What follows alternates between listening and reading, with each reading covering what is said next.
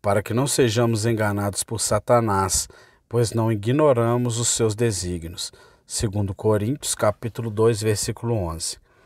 Um dos fatos mais preocupantes sobre a vida é que todos os humanos têm um inimigo sobrenatural, cujo objetivo é usar a dor e o prazer para nos deixar cegos, estúpidos e miseráveis para sempre. A Bíblia o chama de o diabo e Satanás, o enganador de todo mundo, o acusador. Apocalipse capítulo 12, versículo 9 e 10. O príncipe deste mundo. João capítulo 12, versículo 31. E o Deus dessa era. 2 Coríntios capítulo 4, versículo 4.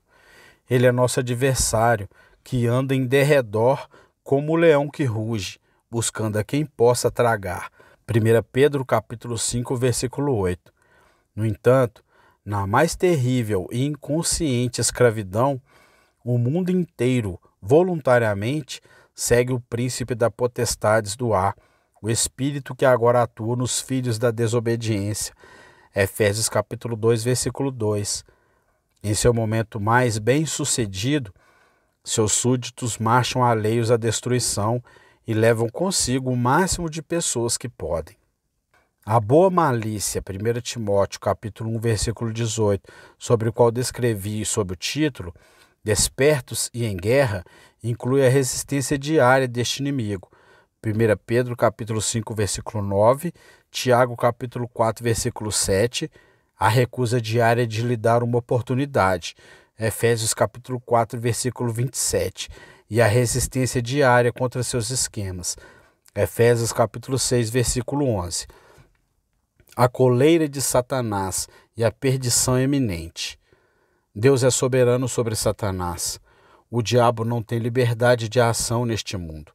Ele está preso a uma coleira, de modo que não pode fazer mais do que Deus permite.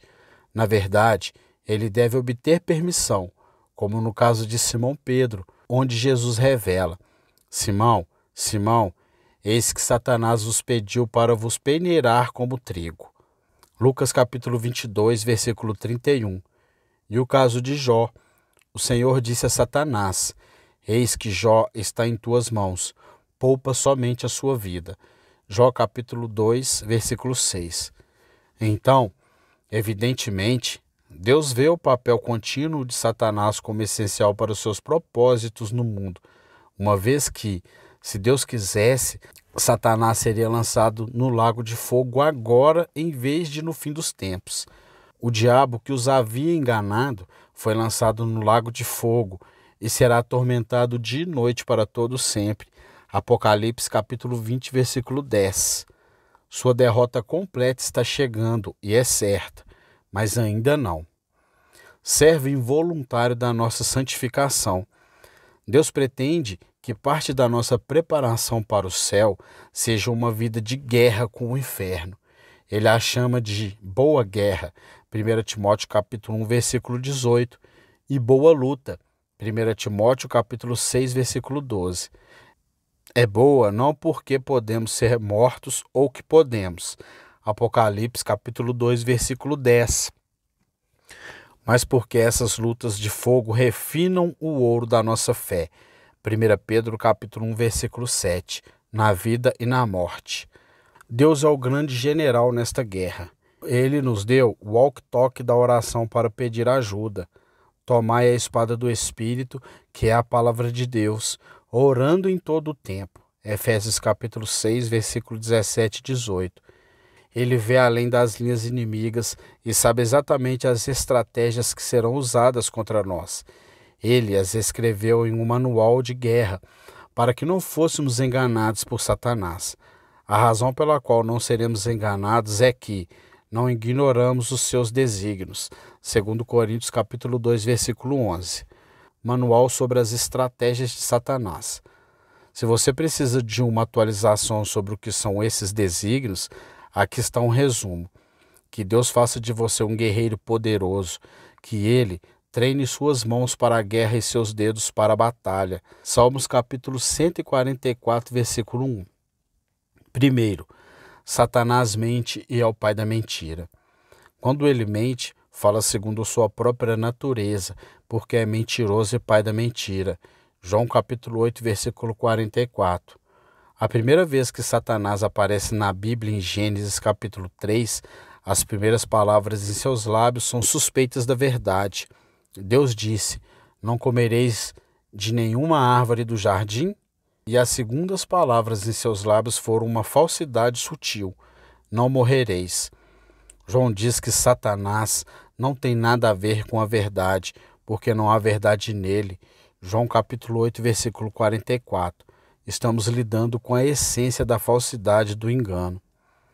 Segundo, ele cega as mentes dos incrédulos.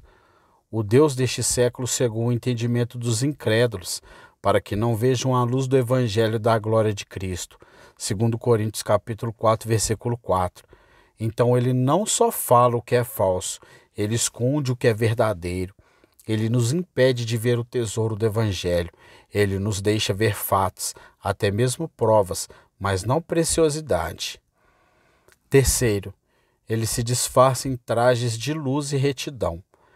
Em 2 Coríntios capítulo 11, versículo do 13 ao 15, Paulo diz que algumas pessoas estão se passando por apóstolos que não são. Ele explica assim: até Satanás se disfarça de anjo de luz.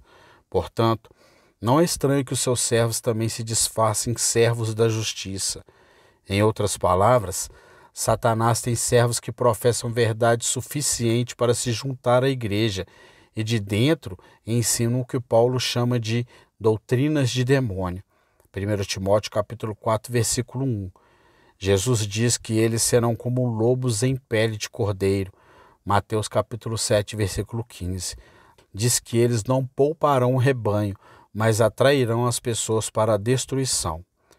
Sem o dom do discernimento de Deus, Filipenses capítulo 1, versículo 9, nosso amor será sugado para a estupidez. Quarto, Satanás faz sinais e maravilhas. Em 2 Tessalonicenses capítulo 2, versículo 9, os últimos dias são descritos assim: a vinda do iníquo pela atividade de Satanás será com todo o poder e com sinais e maravilhas da mentira. Essa é a minha tradução estranha. Alguns traduzem com falsos sinais e maravilhas, mas isso faz os sinais e maravilhas parecerem irreais. Na verdade, algumas pessoas dizem que Satanás só pode falsificar milagres. Eu duvido. E mesmo que seja verdade, sua falsificação será boa o suficiente para parecer real para quase todo mundo. Uma razão pela qual duvido que Satanás possa apenas falsificar seus milagres é que em Mateus capítulo 24, versículo 24, Jesus descreve os últimos dias assim: falsos cristos e falsos profetas surgirão e farão grandes sinais e prodígios para enganar, se possível, até os escolhidos. Não há nenhuma indicação de que esses sinais e prodígios serão truques. Deus pretende que parte da nossa preparação para o céu seja uma vida de guerra com o inferno. Que sua confiança seja fundada em algo muito mais profundo do que qualquer suposta incapacidade de Satanás de fazer sinais e maravilhas. Mesmo sinais e maravilhas reais a serviço de afirmações anticristãs não provam nada, mesmo quando são feitos em nome de Jesus. Senhor, Senhor, não fizemos nós muitas maravilhas em teu nome? Ao que Jesus responderá: nunca vos conheci. Apartai-vos de mim, vós que praticais a iniquidade. Mateus capítulo 7, versículo 22 e 23. O problema não era que os sinais e maravilhas não eram reais, mas que estavam a serviço do pecado. Quinto, Satanás tenta as pessoas a pecar. Foi isso que ele fez sem sucesso com Jesus no deserto. Ele queria que ele abandonasse o caminho do sofrimento e da obediência. Mateus capítulo 4, versículo 1 ao 11. Foi isso que ele fez com sucesso com Judas nas últimas horas da vida de Jesus. Lucas capítulo 22, do versículo 3 ao 6. E em 2 Coríntios capítulo 11, versículo 3. Paulo adverte contra isso para todos os crentes. Temo que, assim como a serpente enganou Eva com a sua astúcia, assim também os vossos pensamentos sejam desviados da devoção sincera e pura para com Cristo. Sexto, Satanás arranca a palavra de Deus do coração das pessoas e sufoca a fé. Jesus contou a parábola dos 4 solos em Marcos, capítulo 4, versículo do 1 ao 9. Nela, a semente da palavra de Deus é semeada, e algumas caem no caminho, e os pássaros rapidamente a levam embora. Ele explica no versículo 15. Satanás vem imediatamente e tira a palavra que foi semeada neles. Satanás arrebata a palavra, porque odeia a fé que a palavra produz. Romanos capítulo 10, versículo 17. Paulo expressa sua preocupação com a fé dos tessalonicenses assim: enviei-os para saber da vossa fé, com receio de que o tentador vos tivesse tentado e o nosso trabalho fosse em vão. 1 Tessalonicenses capítulo 3, versículo 5.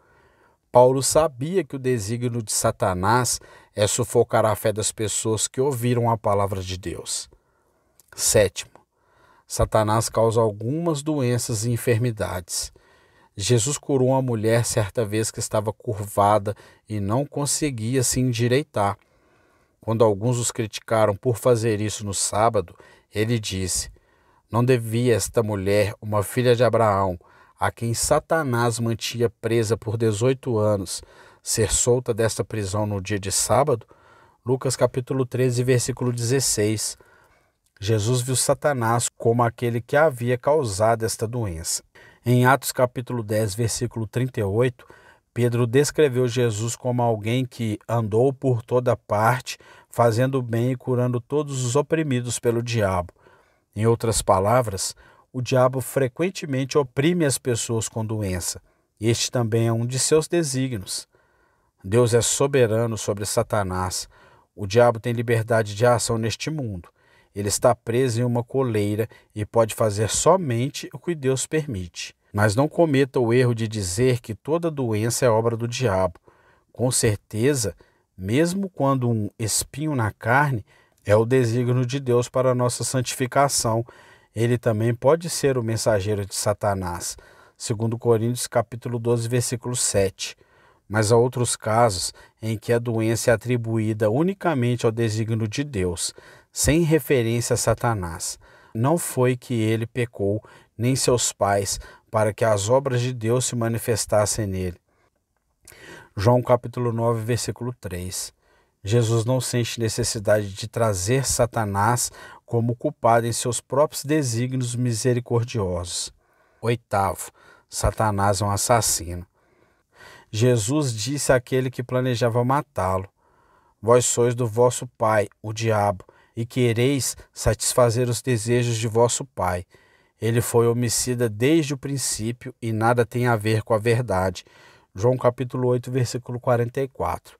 João diz: não sejais como Caim, que era do maligno e assassinou a seu irmão.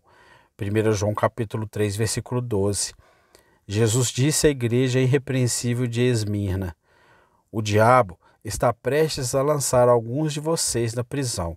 Sê fiel até a morte, e eu te darei a coroa da vida. Apocalipse capítulo 2, versículo 10. Para colocar em uma palavra, Satanás é sedento de sangue. Cristo veio ao mundo para que pudéssemos ter vida e tê-la em abundância. João capítulo 10, versículo 10. Satanás vem para que ele possa destruir a vida onde quer que ela possa e no final torná-la eternamente miserável. Nono, Satanás luta contra os planos dos missionários. Paulo conta como seus planos missionários foram frustrados em 1 Tessalonicenses capítulo 2, versículo 17 e 18. Esforçamo-nos ainda mais e com grande desejo por vós ver face a face, porque queríamos ir ter convosco, mas Satanás nos impediu. Satanás odeia evangelismo e discipulado, e ele lançará todos os obstáculos que puder no caminho de missionários e pessoas com zelo por evangelismo. Décimos, Satanás acusa os cristãos diante de Deus. Apocalipse capítulo 12, versículo 10 diz: ouvi uma grande voz no céu que dizia: agora chegou a salvação, o poder, o reino do nosso Deus e a autoridade do seu Cristo, porque foi lançado fora o acusador dos nossos irmãos, o qual os acusa dia e noite diante do nosso Deus. A derrota de Satanás é certa, mas suas acusações não cessaram. É o mesmo conosco como foi com Jó. Satanás diz adeus sobre nós. Eles não te amam de verdade, eles amam seus benefícios. Estende a tua mão e toque em tudo o que eles têm, e eles te amaldiçoarão na tua face. Jó capítulo 1, versículo 11. A fé deles não é real. Satanás nos acusa diante de Deus, como fez com Jó. Mas é algo glorioso que os seguidores de Jesus tenham um advogado que vive sempre para interceder por eles. Hebreus capítulo 7, versículo 25. Satanás não vencerá. Esses são alguns dos desígnios de Satanás. O caminho para a vitória nessa guerra é se apegar a Cristo, que já deu o golpe decisivo. 1 João capítulo 3, versículo 8. O Filho de Deus se manifestou para destruir as obras do diabo. Hebreus capítulo 2, versículo 14. Cristo assumiu a natureza humana para que, por sua morte, destruísse aquele que tem o poder da morte, a saber, o diabo. Colossenses capítulo 2, versículo 15. Deus despojou os principados e potestades, expôs publicamente o seu caráter admirável e triunfou sobre eles na cruz. Em outras palavras, um golpe decisivo foi dado no Calvário. Marcos capítulo 3, versículo 27. Ninguém pode entrar na casa do valente e roubar-lhe os bens, sem primeiro amarrá-lo. Apocalipse capítulo 20, versículo 10. Diz que um dia a guerra terminará. O diabo será lançado no lago de fogo e enxofre e será atormentado dia e noite para todo sempre. Ver Mateus capítulo 8, versículo 29, capítulo 25, versículo 41. Resistir. Tiago diz: resistiu o diabo e ele fugirá de vós. Tiago capítulo 4, versículo 7. Como fazemos isso? Aqui está como eles fizeram isso de acordo com Apocalipse capítulo 12, versículo 11. Eles o venceram pelo sangue do Cordeiro e pela palavra do seu testemunho, porque não amaram as suas vidas até a morte. Eles abraçaram o triunfo de Cristo pelo seu sangue. Eles falaram essa verdade com fé. Eles não temeram a morte e eles triunfaram. O Novo Testamento destaca a oração como acompanhamento penetrante de cada batalha. Tomai o capacete da salvação e a espada do Espírito, que é a palavra de Deus, orando em todo o tempo no Espírito com toda oração e súplica. Efésios capítulo 6, versículo 17 e 18. À medida que o fim desta era se aproxima e Satanás se enfurece, Jesus nos chama para oração em tempo de guerra. Vigiai em todo o tempo, orando para que tenhais força, a fim de escapar de todas essas coisas que hão de acontecer e para estardes em pé diante do Filho do Homem. Lucas capítulo 21, versículo 36. Da mesma forma, Pedro faz um chamado urgente para a oração do fim dos tempos. O fim de todas as coisas está próximo. Portanto, sede sóbrios e sóbrios em favor das vossas orações. 1 Pedro capítulo 4, versículo 7. Não seja enganado por Satanás.